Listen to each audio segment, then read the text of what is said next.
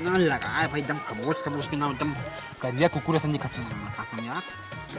निकल गए भगवान के दया भाई, सब लोग निकल गए। घर वाले मन चिंग करे, बस बात खत्म।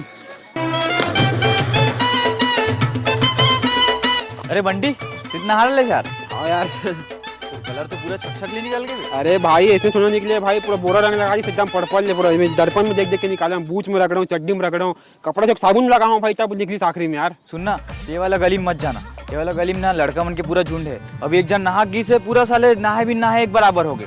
एक काम कर, ये नवीन वाला गली है नहीं, वो गली जा, वो बढ़िया सुनसान गली है, वहाँ कोई तोल कलर नहीं लगा। ठीक है धन्यवाद भाई, अच्छा कर बता देते यार, क्योंकि जात में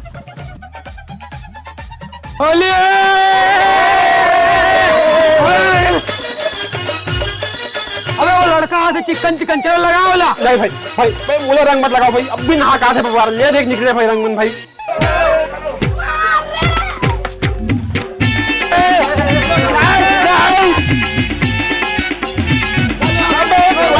मारा हो साले हो, अब भी नहा कहा रहा हूँ मैं पूरा रंग कर दो।